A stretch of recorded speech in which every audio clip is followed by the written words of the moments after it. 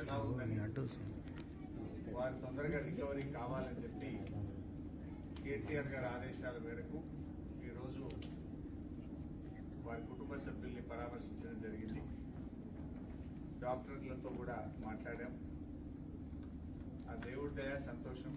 అబ్బాయి ఇప్పుడిప్పుడు కొంత కళ్ళు తెరుస్తూ ఉన్నాడు, కొంత కాళ్ళు చేతులు కూడా ఆడిస్తూ ఉన్నాడు. తన నొప్పిని కూడా ఏడుపు రూపంలో తన నొప్పిని కూడా కొంత చెప్పగలుగుతున్నాడంటే it is a good symptom.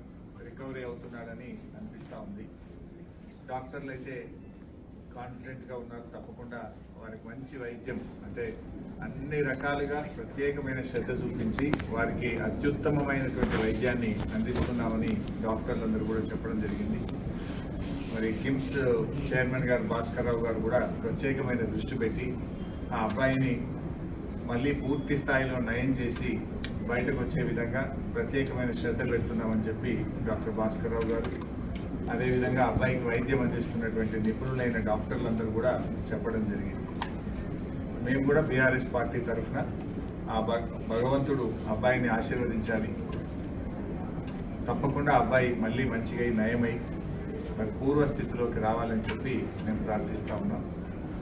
వారి తండ్రి గారు భాస్కర్ గారికి కూడా కేసీఆర్ గారు మమ్మల్ని అందరినీ పంపారు. మీరు ధైర్యంగా ఉండండి, తప్పకుండా బాబు బాగవుతాడనే ఆత్మవిశ్వాసాన్ని ధైర్యాన్ని కూడా వారికి ఇవ్వడం జరిగింది.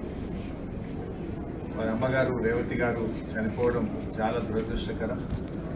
మరి జరిగిన సంఘటన చాలా బామారుని ఎంత గట్టిగా పట్టుకున్నది అనేది మనందరం కూడా టీవీల్లో పత్రికల్లో చూసాం, వీడియోలు కూడా చూసాం. అంటే తల్లి కొడుకుల అనుబంధం ఎంత గట్టిగా ఉందో, తను ప్రాణాన్ని విడుస్తూ కూడా కుమారుడిని ఎంత బలంగా పట్టుకుందో కూడా మనం చూసాం.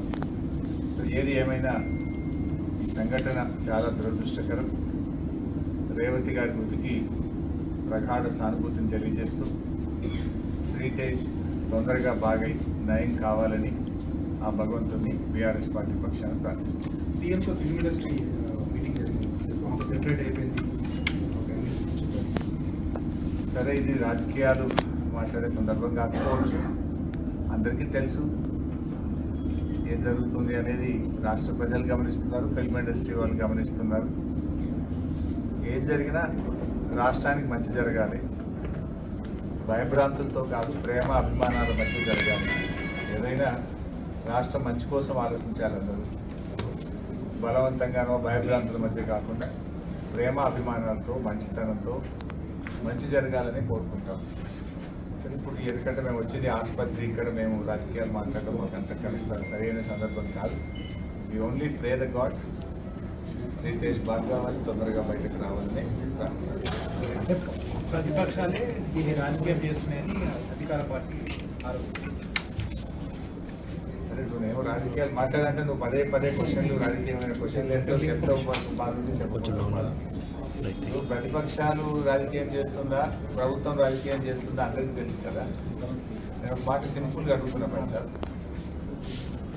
12 రోజుల తర్వాత కదా ముఖ్యమంత్రి స్పందించింది.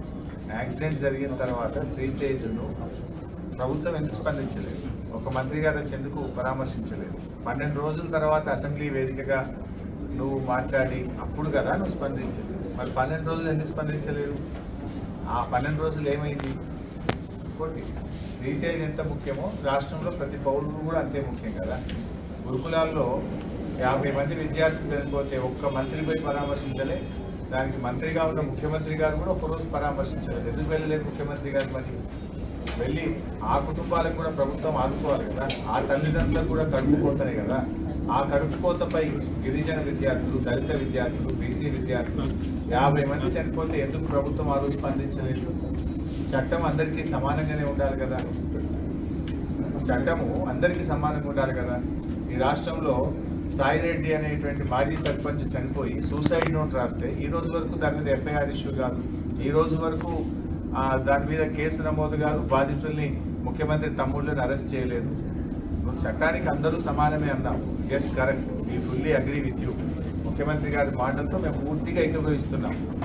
ఎందుకంటే దానికి సినిమా యాక్టర్లు ఇంకోరో ఎవరు కూడా అతీతులు కాదు అని ముఖ్యమంత్రి గారు అన్నారు. మరి నీ తమ్ముడు ఎట్లా అతీతు అవుతున్నాడు? నీ తమ్ముడు మరి వల్లనే నేను చనిపోతున్నా అని ఒక మాజీ సర్పంచ్ చనిపోతే దాని మీద ఎందుకు కేసు ఈ రోజు నమోదు కాదు?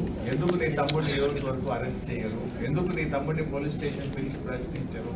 మరి చట్టం నీ తమ్ముడికి నీ కుటుంబానికి చుట్టమైందా అని నేను అడుగుతా ఉన్నాను. హౌ ఇట్ ఈస్, ఏ రకంగా కరెక్ట్? ఇంకా చెప్పాలంటే చాలా విషయాలనే మేము మళ్ళీ మాట్లాడతాం, కానీ ఈ సందర్భం కాదు, హాస్పిటల్ దయచేసి మీరు కూడా అర్థం చేసుకోండి.